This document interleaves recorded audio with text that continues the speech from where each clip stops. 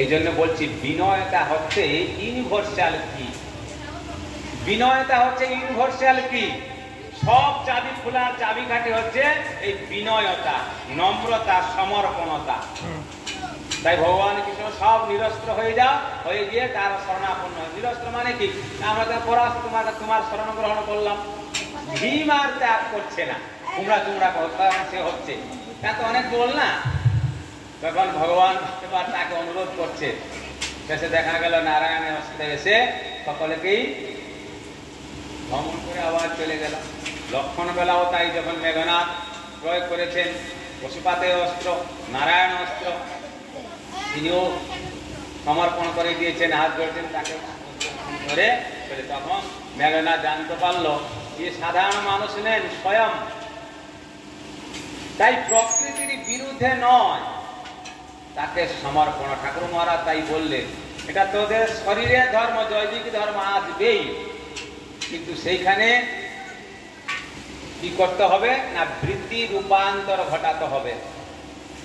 তেমন আসছে, ভালো করব, ভালো খাবো, ভালো থাকবো, ঠিক আছে ঠাকুর, এটা তো আমার শরীরের ধর্ম, ভালো খেতে চাই, ভালো করতে চাই, ঠিক আছে। তুমি যখন এই বাসনা জাগাচ্ছ, এই বাসনা থেকে আমাকে ত্যাগের পথে দিতে পারছো না, আমি যেতে পারছি না, সেই ভালোটাকে আগে তুমি প্রসাদ করে দাও, তারপরে আমি গ্রহণ করব।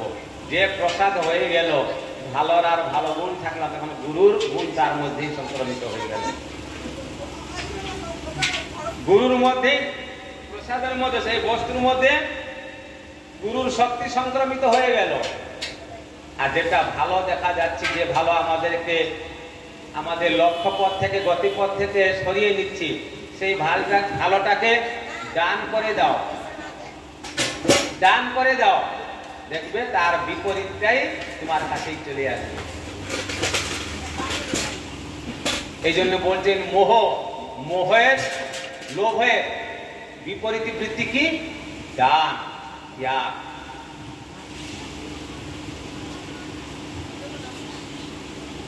আগে শাস্ত্রার্থ বুঝতে হবে, শাস্ত্রার্থ বুঝার পরে সেই অর্থকে নিজের জীবনে বাস্তবায়িত করার জন্য গুরুর কাছে প্রার্থনা করতে হবে। গুরু প্রার্থনা করলে গুরু সেই সুবুদ্ধি দিয়ে, সেই প্রকৃতিকে দিয়ে আপনারই জয়লাভ করাবেন। সেই সংসার বন্ধনের কারণ, আবার সেই সংসার মধ্যে গুরু এমন বুদ্ধি দিবেন, এমন বুদ্ধি দিবেন, এমন দিশা দর্শন করিয়ে দিবেন, সেই সংসারই আপনার হয়ে যাবে মুক্তিরই কারণ। এই হচ্ছে ঠাকুর নিগমানন্দের দর্শন। এই জন্য শাস্ত্র, যে যতই বড় শাস্ত্রবিদ হোক না কেন, গুরুকরণ তার একান্তই প্রয়োজন। গুরু ছাড়া কেউ দিশা দর্শন করাবার অধিকারী নয়। মা সব দিতে পারেন, কিন্তু মুক্তি দিতে পারেন না। আর গুরু যতক্ষণ নির্দেশন, মা যতক্ষণ পর্যন্ত রাস্তা না ছাড়ছেন, গুরুর কাছে যাওয়া যাচ্ছে না, মুক্তি পাওয়া যাচ্ছে না। আর গুরু যতক্ষণ মাকে নির্দেশ না দিচ্ছেন, মা কিন্তু রাস্তা ছেড়ে দিচ্ছেন না। পক্ষান্তরে ঘুরিয়ে এলো কি, গুরু হচ্ছেন মুক্তির কারণ, মা রাস্তা রুদ্ধ করে আছেন। গুরু যদি নির্দেশ দেন, মা রাস্তা খুলে দিবেন, আর মা কিন্তু মুক্তির অধিকারী নয়। ঘুরিয়ে কি হচ্ছে না? নাই। তাই গুরুর এতই মাহাত্ম্য, তার মধ্যে সদ্গুরুর এই জন্যই মানব জীবনের একান্তই প্রয়োজন। যিনি আগুনের মধ্যে শীতলতাই প্রদান করতে পারেন, যিনি মরুভূমির মধ্যে জল আস্বাদন করতে পারেন, যাহা আছে তার মধ্যেই তার বিপরীতকে অনুভব করা, এইটাই হচ্ছে গুরুমুখী বিদ্যা। প্রকৃতি যা আছে সেটাকে রেখে তার মধ্যেই নিজের কিছু পরিবর্তন করা, রূপান্তর ঘটানো। দিন তার রূপান্তর করে আলো।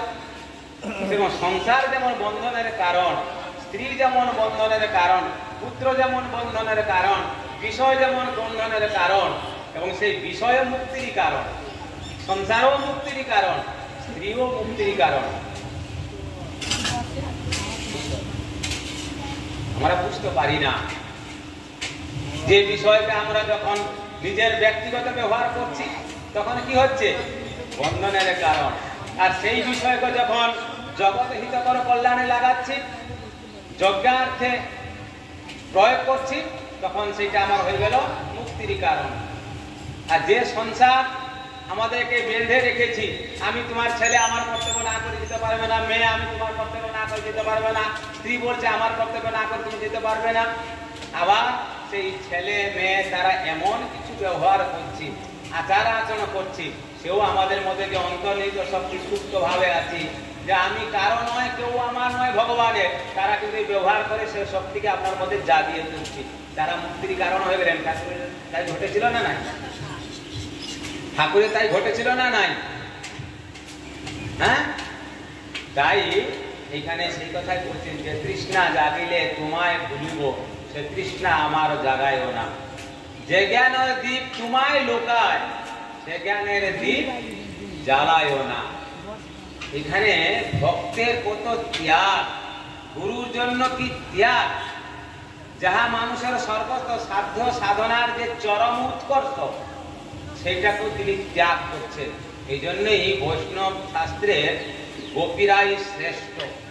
তারা মুক্তিকে তুচ্ছ করে, তারা মুক্তি চান না, তারা চান আনন্দ, ভগবানকে নিয়ে তার আনন্দ প্রদান করে তারা আনন্দ পাবে। ঠাকুর সে কথা বলছেন, আমি হচ্ছে নিত্য লোকের নিত্য পুরুষ, তোরা নিজের মুক্তিকে তুচ্ছ করে আমার লীলা সহায়তা করার জন্যই এই জন্ম জন্মান্তর ধরে আমার সঙ্গেই ঘুরে বেড়াচ্ছি, আর আমি যখন লীলা শেষ করে চলে যাব তোরাও আমার সঙ্গে চলে যাবি।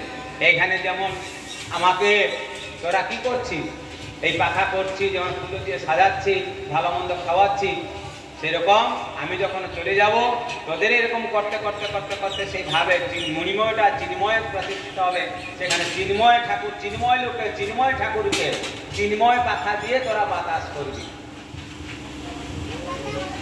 যেটা নিত্য লোক ঠাকুর বলছে, যেটা হচ্ছে মুক্তি অবস্থা।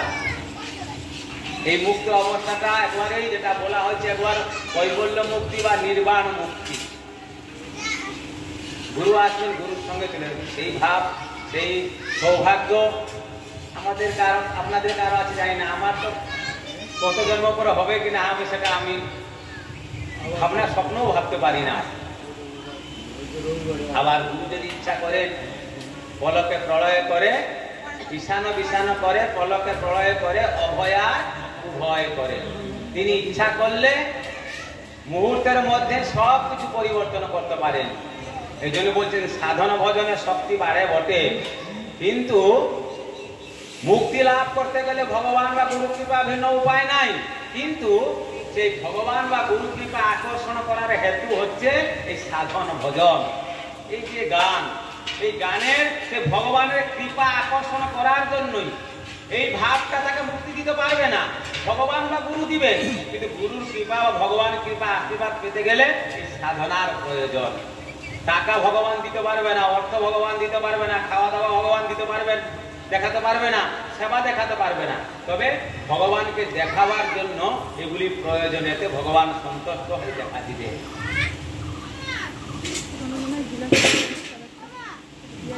এই কথা প্রতিনিয়ত আমরা দেখছি, শুনছি, কিন্তু বোধগম্য হচ্ছে না। এই বোধটা কখন হবে? এই যখন তিনি কৃপা করবে। এই জন্য যতই শাস্ত্র পড়ো, যতই দেবতার পূজা করো, স্তোত্র করো, বন্দনা করো, সব কিছু করো, মূলে কিন্তু গুরু। এই গুরু স্তোত্র মধ্যে দেখো, এই ব্রহ্মানন্দ শুরু করে ভবসাগর খণ্ডন ভগবন্দন চৈতন্য, দেখো মানুষের যা কিছু প্রয়োজন সব পরিপূর্ণ, সব পরিপূর্ণ। তাহলে আমাকে কোথায় যোদ্ধার কাছে যেতে হবে কেন, তান্ত্রিক কাছে যেতে হবে কেন, ওই মন্দিরে যেতে হবে কেন? এর মধ্যে তো সবই আছেন। সব থেকে গুহ্য তত্ত্ব হচ্ছে গুরুর মধ্যে সর্বদেবানাম তস্মৈ শ্রী গুরবে নমঃ। এই গুরুর মধ্যে সব বীজ নিহিত আছে, সব বীজ নিহিত আছে। দুর্গা বলো, কালী বলো, শিব বলো, তারা বলো, সন্তোষী বলো, এই মনসা বলো, সব বীজ গুরুর বীজ মন্ত্রের মধ্যে সব নিহিত আছে। একমাত্র এই গুরু বীজ মন্ত্র জপে, গুরু ধ্যানে শক্তি এর মধ্যেই সকলেতেই পাবেন। কিন্তু তারা মন্ত্র জপ করে, তারা